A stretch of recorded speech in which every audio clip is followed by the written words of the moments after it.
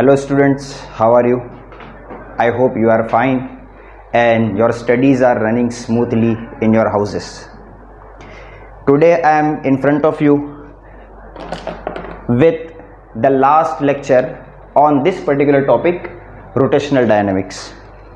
Okay, तो एक थोड़ा सा रिवाइज कर लेते कि हमने अब तक इस चैप्टर में क्या देखा। सबसे पहले हमने देखा कि ये चैप्टर कॉम्बिनेशन है दो चैप्टरों का, सर्कुलर मोशन और रोटेशनल मोशन। सर्कुलर मोशन के अंदर हम लोगों ने horizontal circular motion, vertical circular motion, banking of roads, conical pendulum, उसके बाद और भी बहुत सारे उसके रिलेटेड सिचुएशंस को एनालाइज किया। Then we started with rotational motion. In case of rotational motion we learn about rigid body, we learn about moment of inertia, we learn how to calculate, we learn two theorems, parallel axis theorem and perpendicular axis theorem. Very important theorems are there. Please अगर आपने नहीं देखा तो last lecture मेरा आप जाइए और lecture देखिए। उसके बाद हम लोगों ने एक एक्सप्रेशन डिराइव किया था, expression for angular momentum in terms of moment of inertia. Now today we are going to start with the next topic, and that is expression for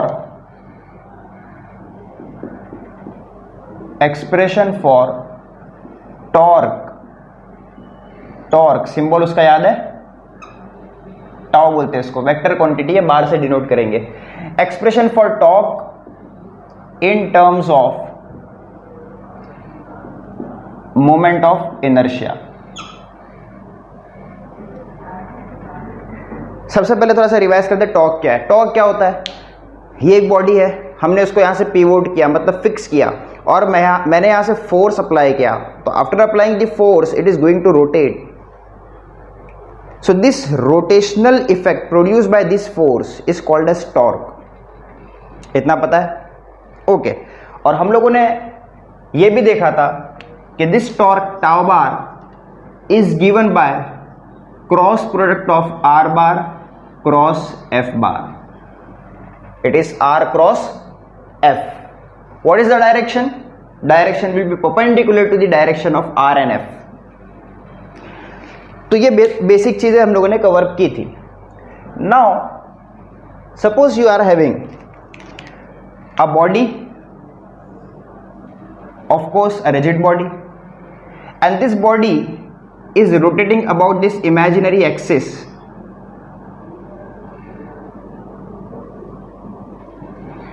This body is going to rotate about this imaginary axis,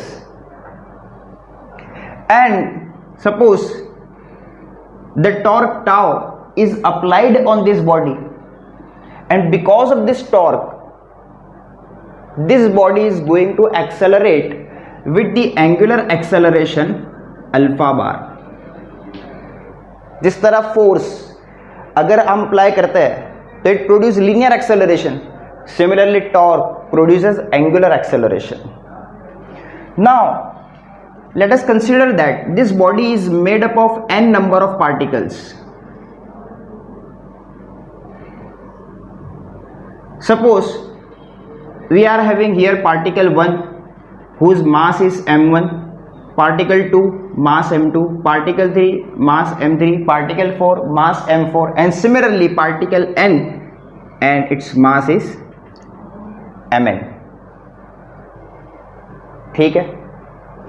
Now since this is going to rotate, so this each particle will be experiencing force F1, this will experience force F2, it will be experiencing force F3, and this particle is going to experience force Fn.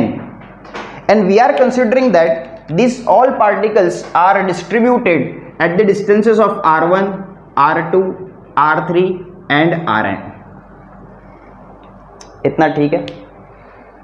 Now let us start with very basic. आप सब जानते हैं कि the acceleration, linear acceleration A is given by r alpha. ये आपको पता है। linear acceleration A उसका फॉर्मूला क्या है? r alpha. अच्छा, what is the formula for force? Force का फॉर्मूला क्या है? The formula for force is F is equal to mass into acceleration, correct? Okay, what is the formula for torque? अब भी देखा हम लोगों ने, the formula for torque is equal to R cross F. Of course, this force is a vector quantity, acceleration vector quantity, acceleration vector quantity, alpha vector quantity. But vector form में इसको alpha bar cross r bar लिखेंगे. That you know. Here I am writing in scalar form. ठीक है? ये तीन basic formula इस derivation में use होंगे. That's why I have written here. तो फॉर्मूले ये आपको याद होना चाहिए. Let's start with acceleration. सबसे पहले हम लोग लिखेंगे यहां पे the linear acceleration on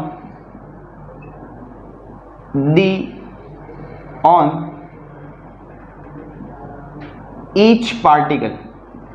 Linear acceleration on each particle. Let's say on particle 1 the acceleration is a1 and that will be equal to r1 into alpha. याद रखना, अल्फा के साथ 1 लिखने की जरूरत नहीं है, बिकॉज पूरी बॉडी का एंगुलर एक्सेलरेशन अल्फा है.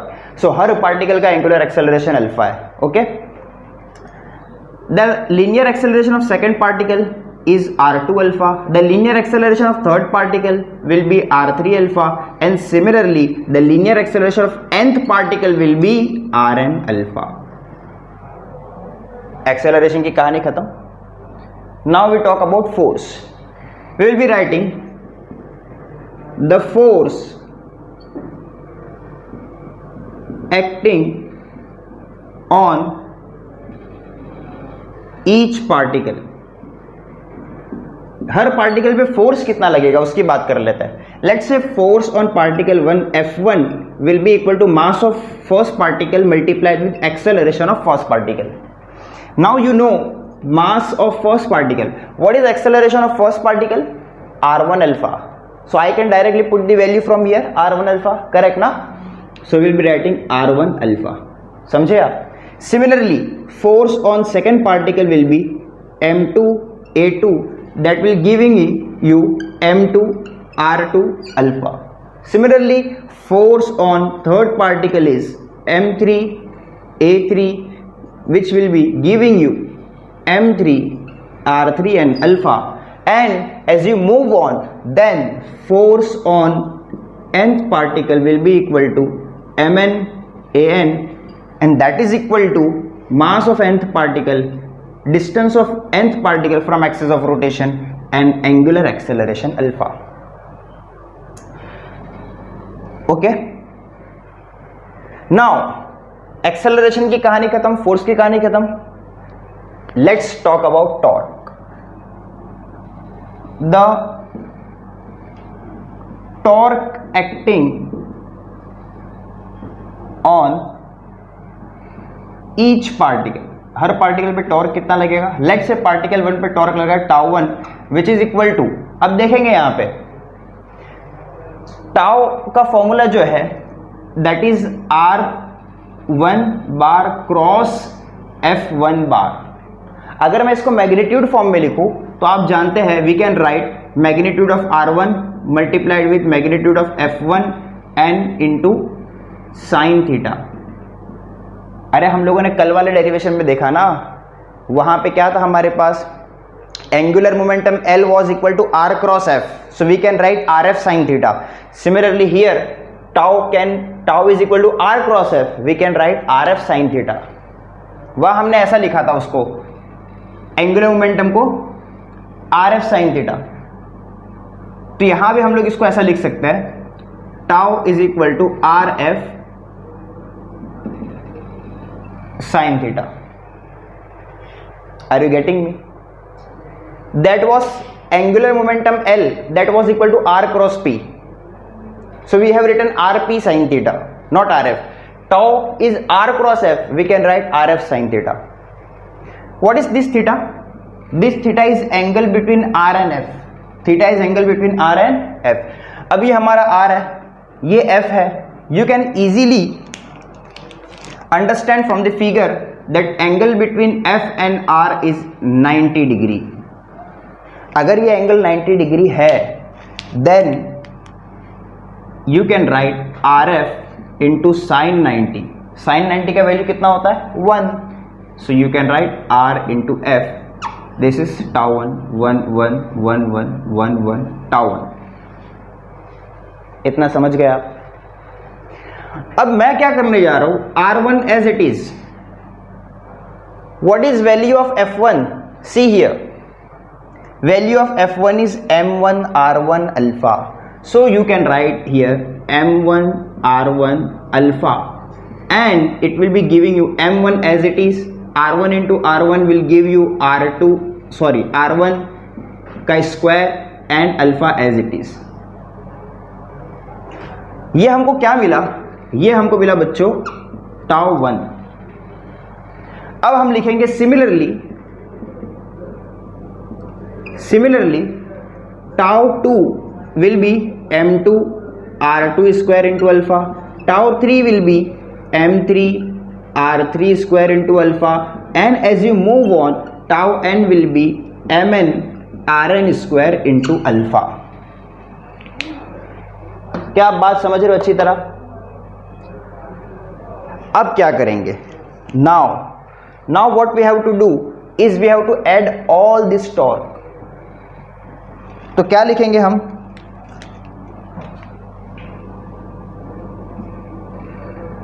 एडिंग ऑल टॉर्क टर्म्स, सबको ऐड करो तो फाइनल टॉर्क आपको मिलेगा tau will be equal to tau 1 plus tau 2 plus tau 3 plus up to tau n। सही है, सारे टॉर्क को ऐड कर देंगे। अब आप लोग ये स्क्रीन को पॉज करो, ये पार्ट कॉपी करो, मैं यहां पे कंटिन्यू करने जा रहा हूं। पॉज करो स्क्रीन को and copy this, I am going to rub this. चलो तो अब हम कंटिन्यू करते हैं। अब हमको करना ये है कि हमको सारे टॉर्क टर्म्स को ऐड करना है according to this equation. So we can write tau is equal to, what is value of tau 1 from here? m1 r1 square alpha। what can be value of tau 2? it is m2 r2 square alpha। what is value of tau 3? it is m3 r3 square alpha। and what can be value of tau n? it can be mn rn square alpha। now you can easily see alpha alpha alpha alpha, ये सब में से common आ जाएगा and you can write tau is equal to m1 r1 square plus m2 r2 square plus m3 r3 square plus mn rn square, और बाहर हम common लिख सकते हैं किसको? अल्फा को। इतना समझ गया? Now just look at this particular term, ये पूरा जो ब्रैकेट के अंदर टर्म है ये क्या बन गया? Can you tell? This all bracketed term ये क्या बन गया? This bracketed term can be written like this, sum of all m and r square I where I is varying from 1 to n। अरे ये हम लोगों ने लास्ट लेक्चर में किया हुआ है, अगर आपने नहीं देखा तो प्लीज जाके देखिए, मोमेंट ऑफ इनर्शिया वाला लेक्चर, उसमें भी हम लोगों ने इसको किया था। Now this term summation i equal to 1 to n mi ri square is nothing but your moment of inertia i, alpha as it is copy, tau as it is copy. You have got the expression for torque in terms of moment of inertia i। Tau is equal to i alpha, tau is equal to i alpha. समझ गए आप अच्छी तरह? बहुत easy है, कुछ भी नहीं करना है आपको। ये डेरिवेशन लंबा दिख रहा है आपको, कुछ भी नहीं है। अच्छा इंपॉर्टेंट भी है, एग्जाम में पूछा जा सकता है। ये आपको याद रखना है 3 टर्म्स, एक्सेलरेशन, फोर्स, टॉर्क। सबसे पहले स्टार्ट करने का एक्सेलरेशन से। Acceleration is equal to R alpha, तीनों चारों पार्टिकल का n तक एक्सेलरेशन लिखेंगे, सबका फोर्स लिखेंगे, सबका टॉर्क लिखेंगे, वैल्यू पुट करते जाएंगे, फाइनली आपको ये एक्सप्रेशन मिलेगा और ये आपका मोमेंट ऑफ इनर्शिया बन जाएगा, alpha as it is copy हो जाएगा and you will get the answer. याद रहेगा, 3 टर्म याद रखना है, AFT acceleration, force, torque. Last जो डेरिवेशन हमने किया था कौन सा, एंगुलर मोमेंटम वाला, उसमें हम लोगों को क्या याद रखना था, VPL velocity, momentum, angular momentum, linear momentum, angular momentum, यहां पे एक्सेलरेशन, फोर्स, टॉर्क। ठीक है, okay, so pause your screen, copy this all and let's move further.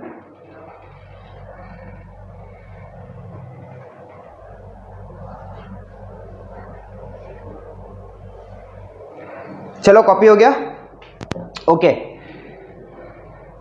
Now let us move to the next topic.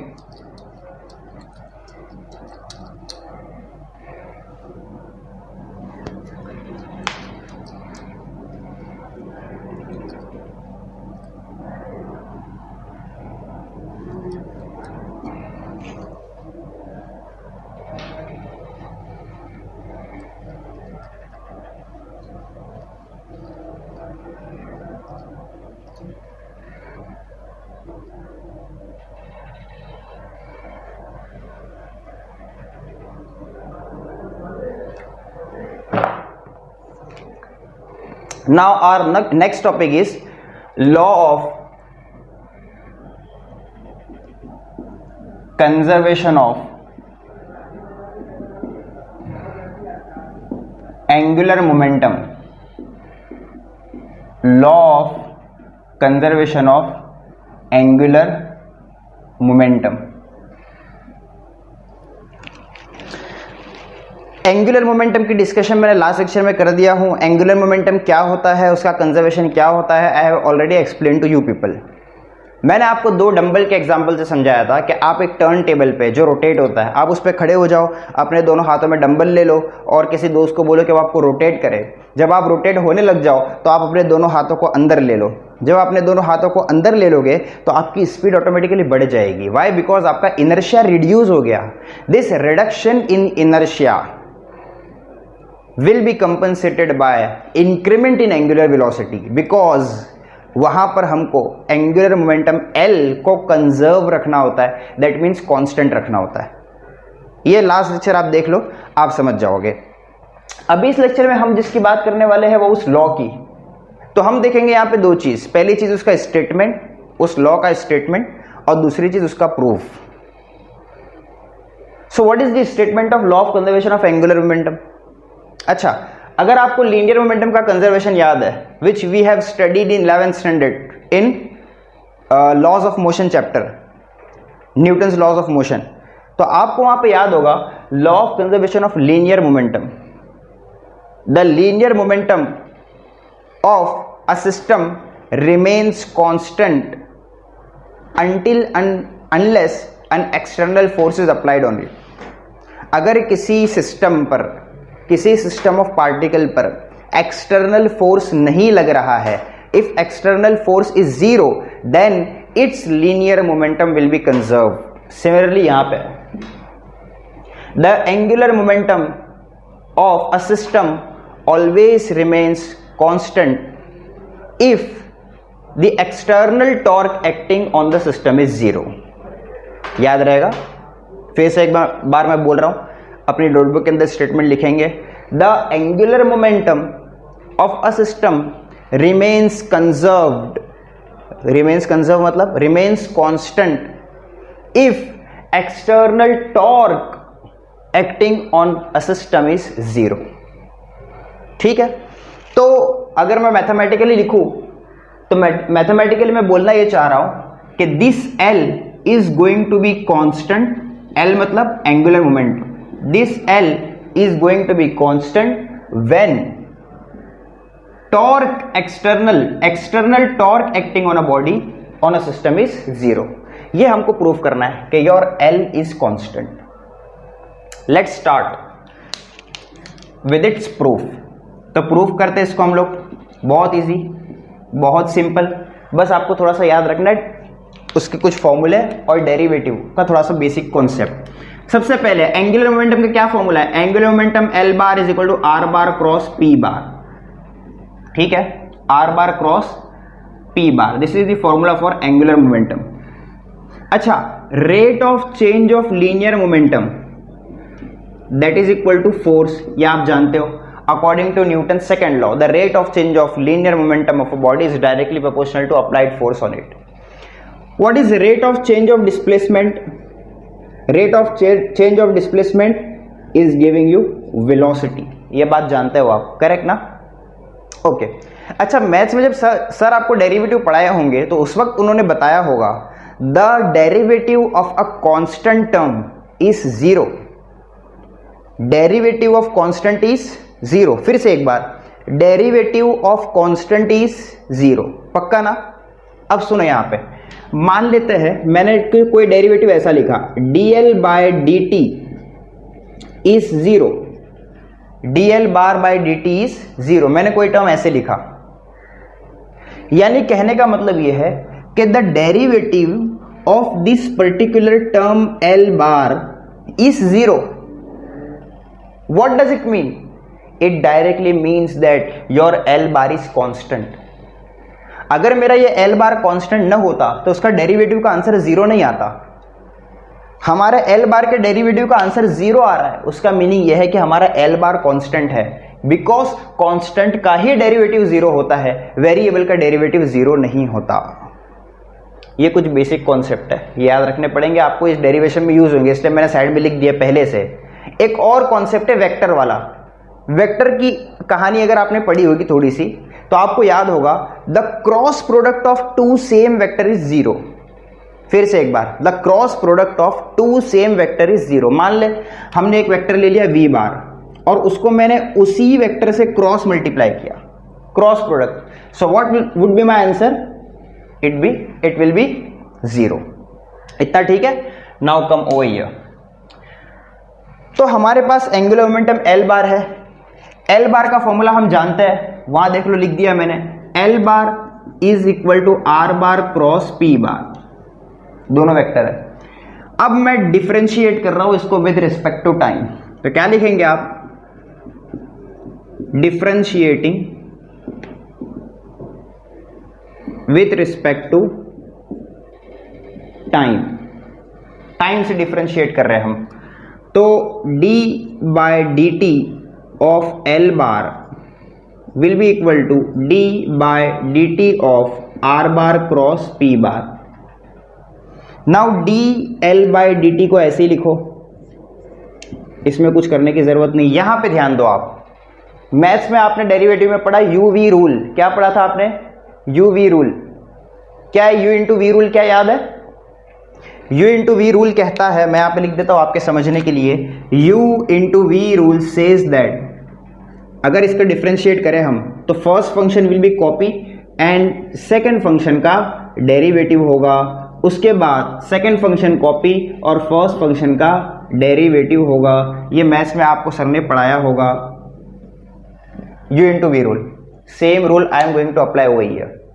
वहां sir ने d by d x लिखा था, लेकिन हम हमारे केस में d बाई डी टी लिख रहे हैं, बिकॉज हम टाइम से डिफरेंशिएट कर रहे हैं। So first function r bar will be copy as it is multiplied with second function कौन है, p bar, plus second function p bar will be copy and derivative of r bar. इतना समझ गए आप, very good. ये u into v rule अगर आपने नहीं पढ़ा है, अगर आपने मैथ्स को स्किप किया है, मैं फिर आपको स्ट्रांगली अपील करूंगा, आपसे रिक्वेस्ट करूंगा कि इतना मैथ्स कम से कम सीख लो जो फिजिक्स में रिक्वायर्ड है। In fact I am going to make a series of videos on this particular thing, mathematics required for physics. तो आप जाके वहां पे देख रहे ना, वहां पे मैंने वो सारे पार्ट्स, वो सारी चीजें, वो सारे बेसिक कॉन्सेप्ट जो मैथ्स में फिजिक्स में रिक्वायर्ड है मैथ्स के, वो मैंने कवर अप कर दिए हैं। तो स्पेशली वो स्टूडेंट्स जिन्होंने मैथ्स को स्किप किया है, जो बेसिकली नीट का एग्जाम देने वाले हैं, दे स्किप मैथमेटिक्स, तो उनका मैथ्स थोड़ा सा वीक होता है, तो उनके लिए बहुत बेनिफिशियल होगा वो। Now come to the topic, now see here, r bar will be as it is. What is dp by dt? See here, dp by dt is force, we will be writing force over here. Now P is linear momentum, and linear momentum को मैं लिख सकता हूं मास into velocity. यहां पे एक formula और add कर लो.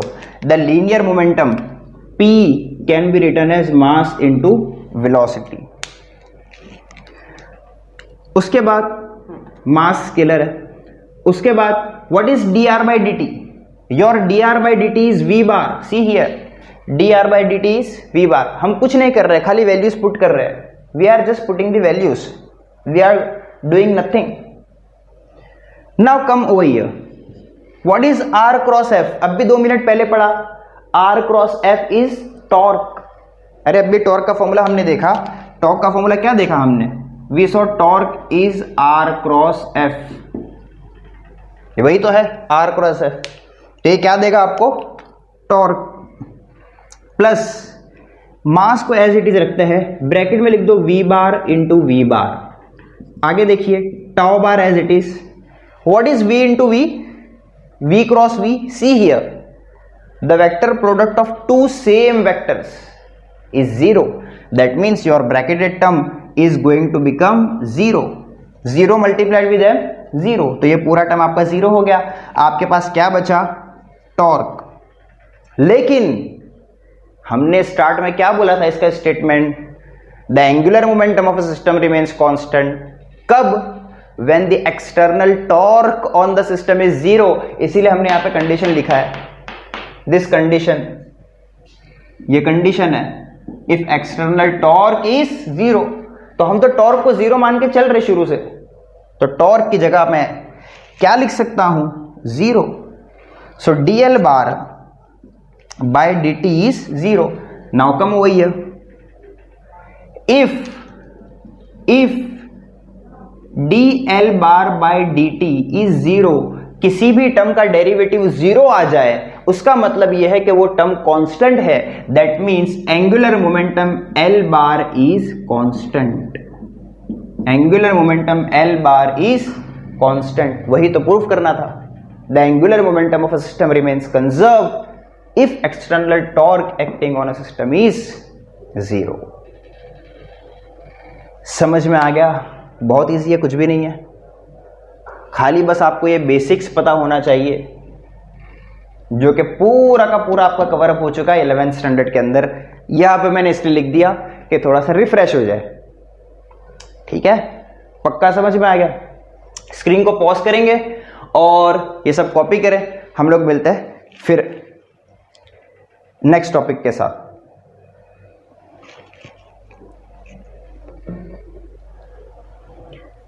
चलो लिख लिए? पक्का? Okay. Let us move on to the next topic, and that is your rolling motion. Again very important and very interesting topic. क्या नाम बच्चों उसका? Rolling motion.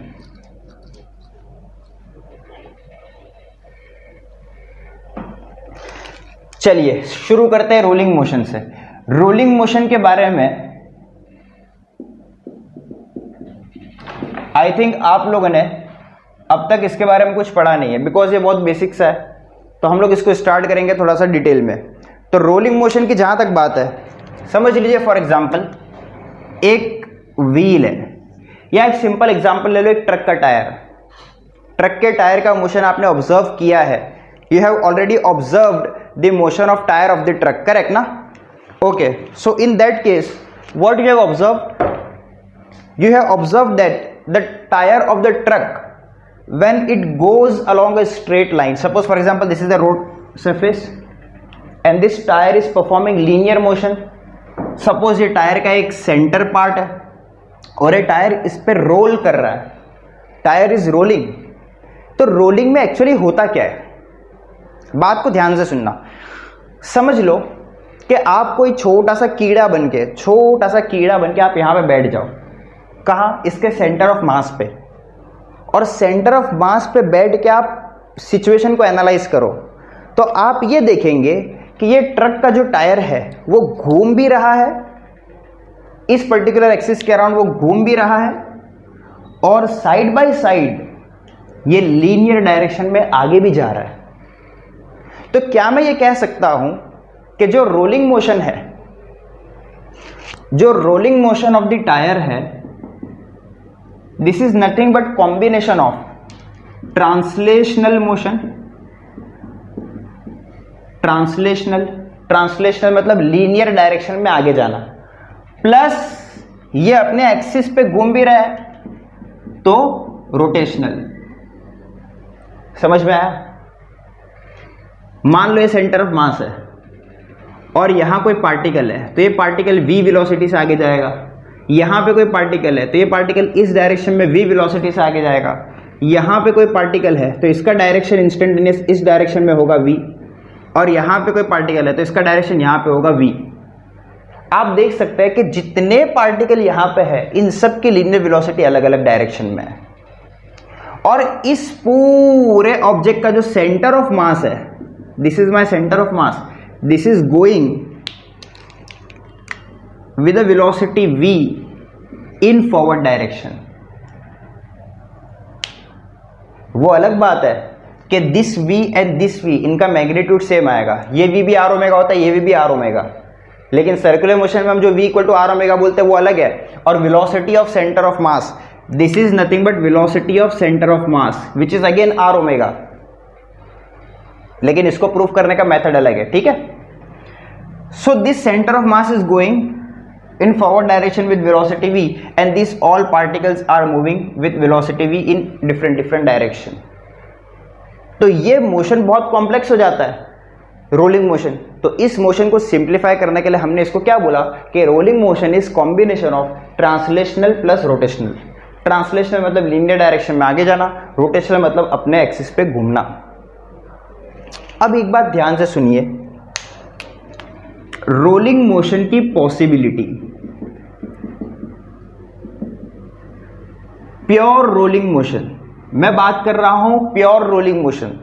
Pure rolling motion कब पॉसिबल है, यह बात समझना बहुत ज्यादा इंपॉर्टेंट है।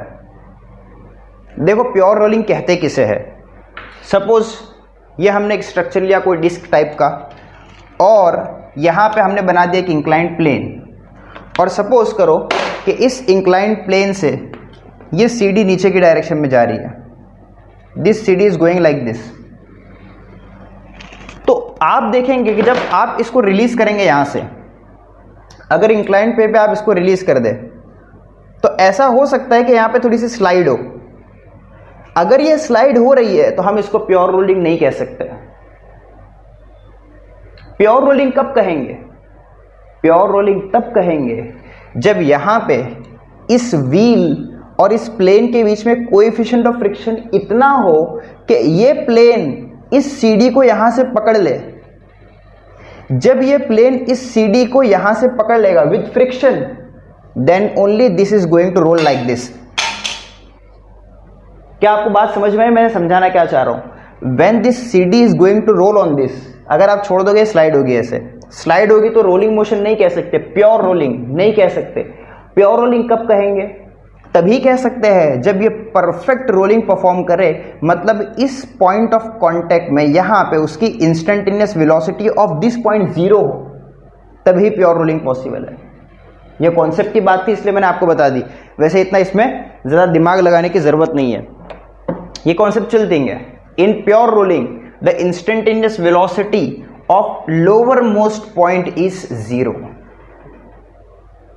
अगर ये फ्रंट डायरेक्शन में जा रहा है तो इसको बोलेंगे फॉरवर्ड स्लाइडिंग, और अगर ये बैकवर्ड डायरेक्शन में जाएगा तो इसको बोलेंगे बैकवर्ड स्लाइडिंग। प्योर रोलिंग कब होगा, जब ये ना फॉरवर्ड डायरेक्शन में जाए ना बैकवर्ड डायरेक्शन में जाए, बल्कि इंस्टेंटेनियस वेलोसिटी 0 हो। चलिए अब आगे बढ़ते हैं। This was a conceptual thing, आपके टेक्स्ट बुक में मेंशन नहीं है, लेकिन आपको ये बात पता होना चाहिए। Now let us talk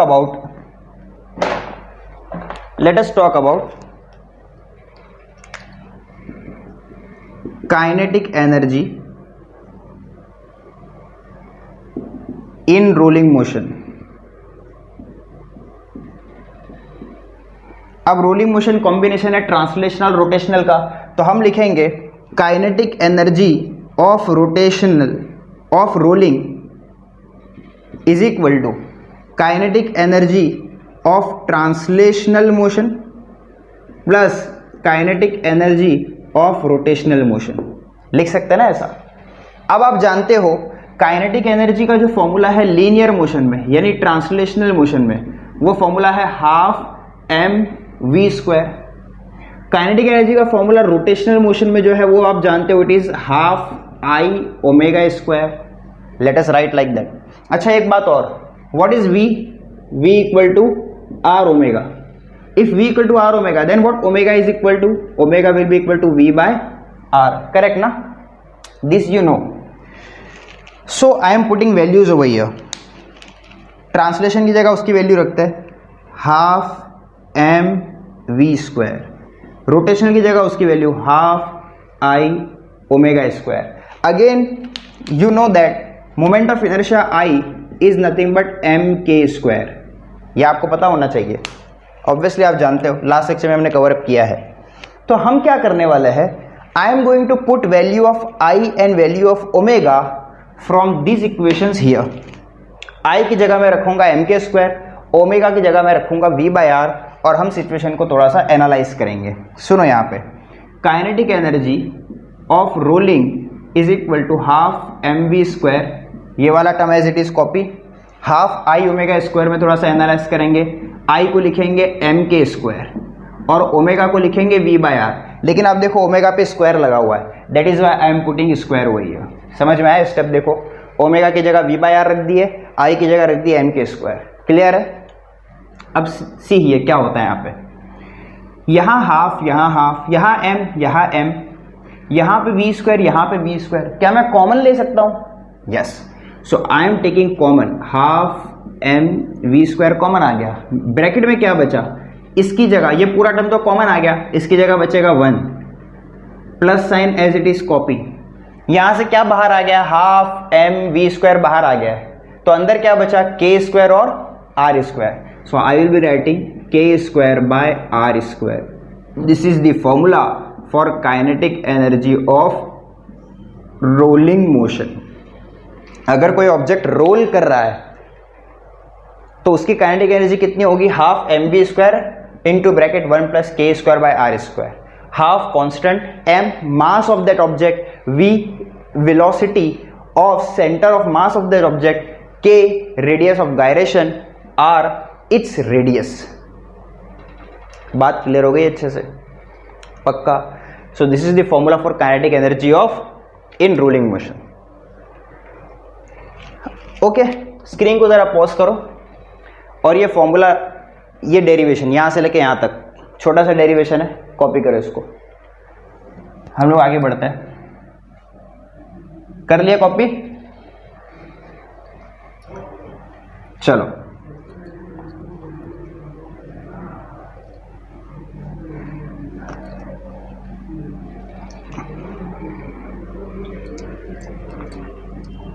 formula याद है? फॉर्मूला क्या आया था? फॉर्मूला आया था kinetic energy is equal to half M we square और 1 प्लस के square by are square. Of course this is kinetic energy of rolling, rolling की बात कर रहे हैं हम। अब यहां आपकी टेक्स्ट बुक में एक सिचुएशन गिवन है आपको,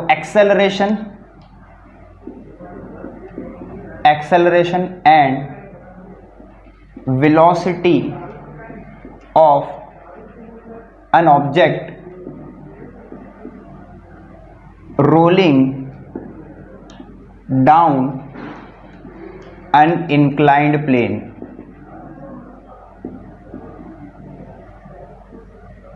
क्या मतलब? बुक में डायग्राम गिवन है, वहां से आप देख सकते हो। आपको कहा यह जा रहा है कि मान लेते हैं एक ऐसा प्लेन है, इंक्लाइंड प्लेन है, और यहां पे हमने एक ऑब्जेक्ट को रखा, मान लो हमारी सीडी, यहां पे हमने ऑब्जेक्ट को रखा और ये उसका सेंटर है। तो ये सीडी है, हमने इसको यहां पे रखा इंक्लाइंड प्लेन पे। अब जब आप इसको रिलीज करोगे तो ये रोल होकर यहाँ पे नीचे आ जाएगी ना, correct? So it comes here after rolling. और मान लेते हैं इसने यहां से लेके यहां तक का जो डिस्प्लेसमेंट कवर अप किया, that displacement is s, and मान लेते हैं इस प्लेन की जो हाइट है that height is h, small h। Clear है? The height of the plane is small h and this angle of the plane is theta with respect to horizontal. पक्का? अच्छा, अगर ये थीटा है और ये h है और ये s है तो h की वैल्यू s के फॉर्म में क्या होगी? मैं बता देता हूं, सुनो। Sine theta is equal to h by s opposite upon hypotenuse, therefore h will be equal to this, h will be equal to s into sine theta. So instead of writing h you can write like this, s multiplied with sine theta. समझ गए आप? Very good.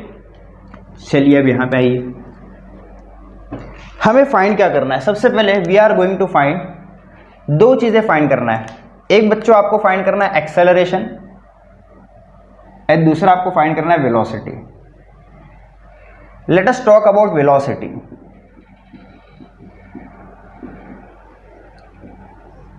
अब मेरी बात ध्यान से सुनना। जब इस ऑब्जेक्ट को हमने यहां पे रखा था तो उस वक्त इसकी वेलोसिटी कितनी थी? 0, ये रेस्ट पे था। जब हमने इसको रिलीज कर दिया, ये रोल होके यहां पे आ गया, तो अब यहां पहुंचकर उसकी वेलोसिटी क्या हो जाएगी? 0 होगी? नहीं। तो हम मान सकते हैं कि यहां पे इसकी वेलोसिटी कितनी है? इनिशियल वेलोसिटी 0 है और यहां पहुंचकर उसकी वेलोसिटी v है। इतना समझ गया? पक्का ना? कोई डाउट है? नहीं। हमें यही फाइंड करना है कि यहां पहुंच के वेलोसिटी कितनी होगी।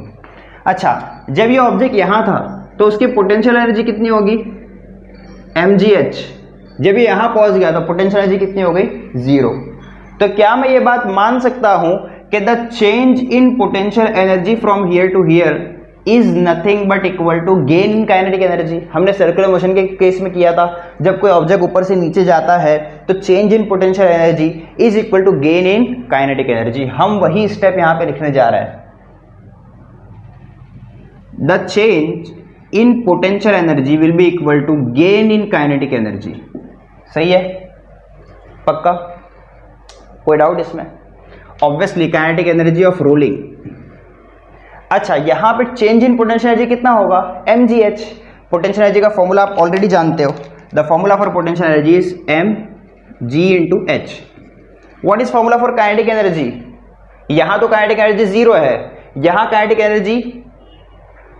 Energy of rolling half mv square 1 plus k square by r square. So I can write over here half mv square 1 plus k square by r square. अब दोनों तरफ जो कैंसिल हो रहा है कैंसिल करो, यहां m से m कैंसिल हो जाएगा, ये 2 यहां जाके मल्टीप्लाई हो जाएगा तो it will become 2gh। 2 multiply होगा यहां पे आके, ये 1 प्लस के स्क्वायर बाय आर स्क्वायर यहां मल्टीप्लाई हो रहा है, यहां डिनोमिनेटर में जाके यहां पे हो जाएगा 1 प्लस के square by are square. Left right hand side में क्या बचा? v square. अगर v स्क्वायर की वैल्यू ये है then what is the value of v? Obviously v will be equal to under root of 2gh upon 1 plus के square by are square. This is the velocity of an object rolling down an inclined plane. किसी भी object की velocity जो कि किसी भी inclined plane से role कर रहा है, उसकी वेलोसिटी का formula is 2gh by 1 plus के square by are square, where h is height of this plane, vertical height. एकदम क्लियर है बात अच्छे से? कोई डाउट इसके अंदर? This was all about velocity हमने फाइंड किया, but our aim is also to find the acceleration. So velocity's formula is very much clear, that is in front of you, but what we are going to find is all about acceleration. So let us find acceleration over here.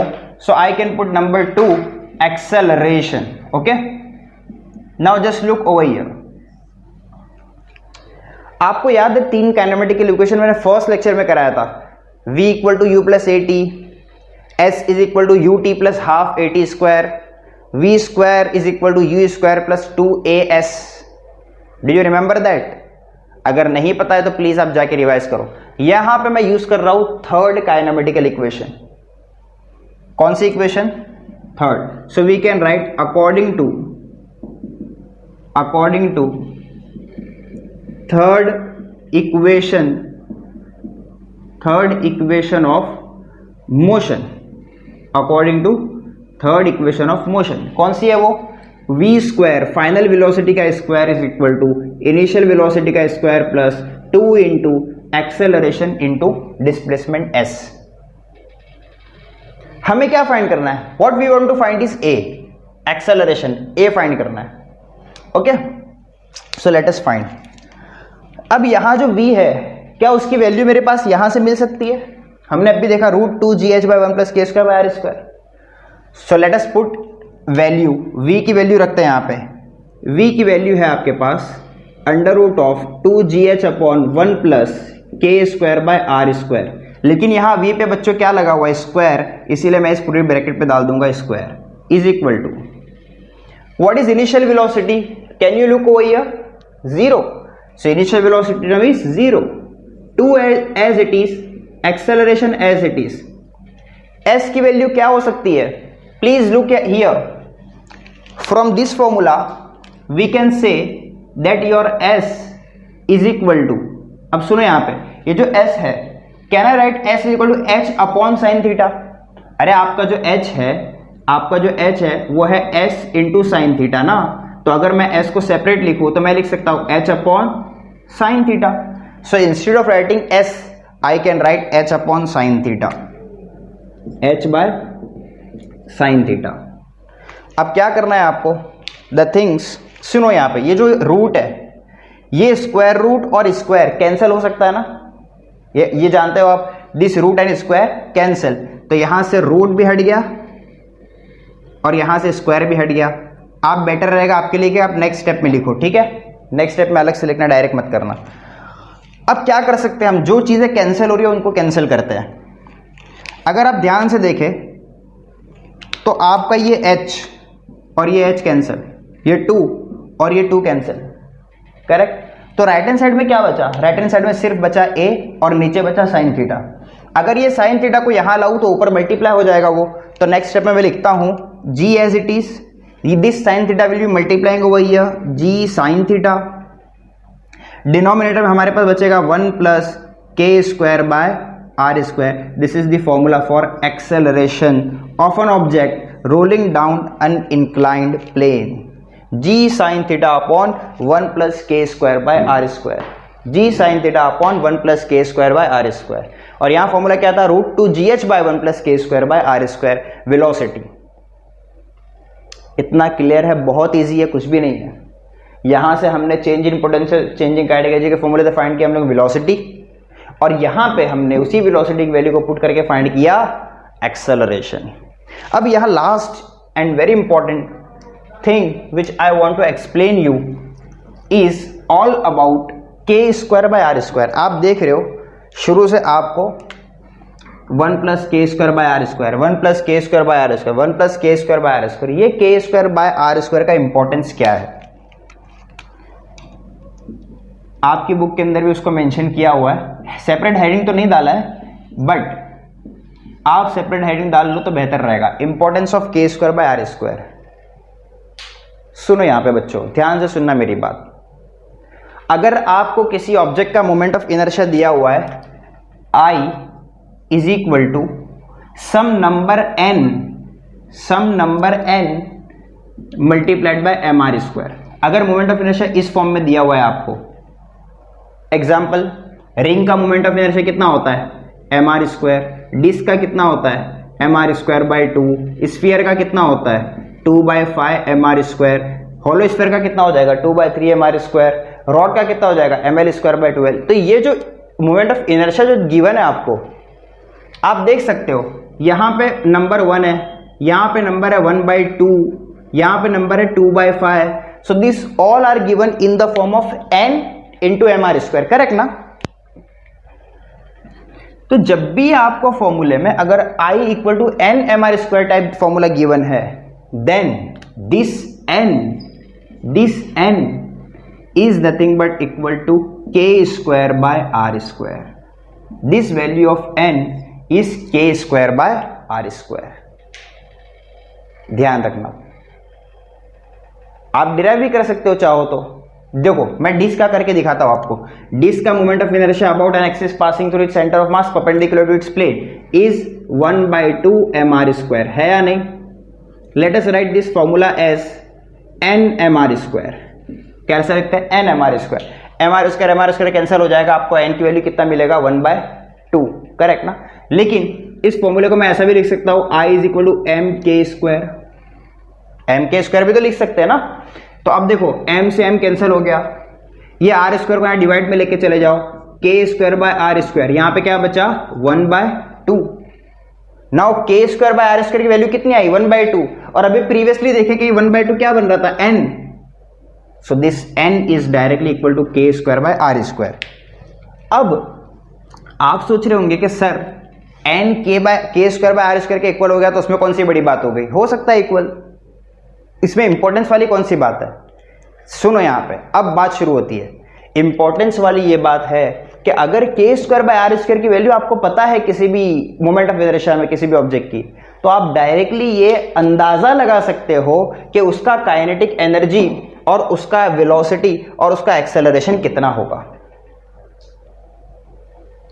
जैसे कि for example kinetic energy का formula मैं यहां लिखता हूं कहीं भी, kinetic energy of rolling is equal to ½ mv² into 1 + k²/r²। आप जरा इन तीनों फॉर्मूले पर नजर डालो, ये काइनेटिक एनर्जी ऑफ रोलिंग का फॉर्मूला, ये एक्सेलरेशन का फॉर्मूला, ये वेलोसिटी का फॉर्मूला। अगर दो ऑब्जेक्ट आपको गिवन है, एक ये ब्लैक पेन और एक ये रेड पेन, इसका k²/r² मान लो 1 है और इसका k²/r² मान लो 2 है, तो किसका k²/r² ज्यादा है? 2 का। इसका छोटा, इसका बड़ा। तो इसका k²/r² का वैल्यू जो बड़ा है, इट मींस दैट इसका काइनेटिक एनर्जी ऑफ रोलिंग बड़ा है, because k²/r² value is more, so kinetic energy of rolling will be more.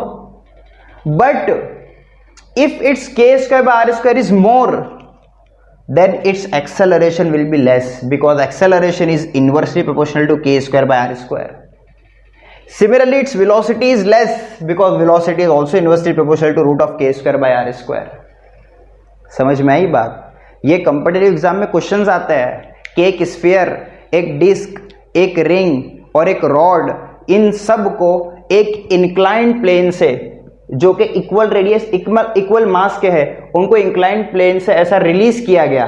बताइए सबसे पहले नीचे कौन पहुंचेगा? ये क्वेश्चन है। 4 ऑब्जेक्ट गिवन है आपको और आपको बताना यह है कि सबसे पहले नीचे कौन पहुंचेगा। तो कॉमन सेंस की बात, सबसे पहले नीचे वो पहुंचेगा जिसका v बड़ा हो, और v किसका बड़ा हो? जिसका k²/r² सबसे छोटा हो। So what you have to do is you just have to find k²/r² value of all, और फिर आपको देखना है सबसे छोटा किसका है। जिसका k²/r² सबसे स्मॉल है उसका वेलोसिटी सबसे ज्यादा, फिर उसके बाद दूसरे वाले का, फिर तीसरे वाले का, फिर चौथे वाले का। और अगर आपको ऐसा पूछा कि इन चारों में सबसे ज्यादा काइनेटिक एनर्जी कौन गेन करेगा, तो काइनेटिक एनर्जी का फॉर्मूला ये है, जिसका k²/r² का वैल्यू सबसे लार्जर रहेगा, that particular object will gain more kinetic energy, and जिसका k²/r² वैल्यू का वैल्यू स्मॉल है, that object will be gaining less kinetic energy. I hope this concept is very much clear. पक्का समझ गए आप? इसमें कुछ डाउट है? नहीं। Just pause your screen, copy this. अच्छा, आपका रोटेशनल डायनामिक्स जो पार्ट था, that particular chapter is over. हमने इसको पूरा कंप्लीट कर लिया। आपको करना क्या, ध्यान से सुनिएगा मेरी बात। अपने टेक्स्ट बुक के अंदर टेक्स्ट बुक खोलेंगे आप, ई टेक्स्ट बुक अभी आपके पास होगी, इलेक्ट्रॉनिक PDF। ये rotational dynamics chapter from start to end पूरा रीड करेंगे, each and every part you will be try to understand. Although I have made the videos are available to you.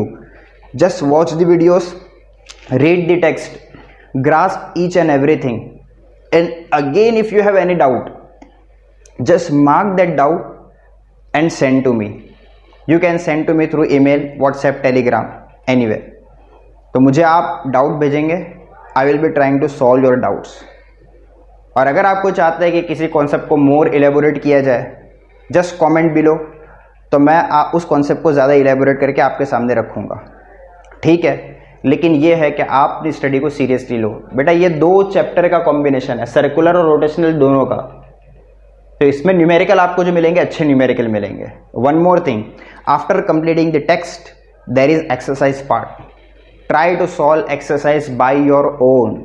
देखो physics में आपको बता दूं, ज़्यादा question solve करने से नहीं आती, फिजिक्स कॉन्सेप्ट सीखने से आती है। आप 1000 क्वेश्चन सॉल्व कर लो एक टाइप के, दूसरी टाइप का क्वेश्चन आपको दूसरा क्वेश्चन मिल जाएगा। 1001वां क्वेश्चन अगर आपको सेम कॉन्सेप्ट पे अलग टाइप का मिलेगा तो आप अटक जाओगे, बिकॉज आपको कॉन्सेप्ट नहीं पता है। सो फिजिक्स आपको कब आएगी? कॉन्सेप्ट सीखने से। कॉन्सेप्ट सीखो, कॉन्सेप्ट सीख के उसके बेस पे अगर आप 2-3 भी एग्जाम्पल सॉल्व कर लो तो सफिशिएंट हो जाता है, आपको उस पर ग्रिप आ जाती है।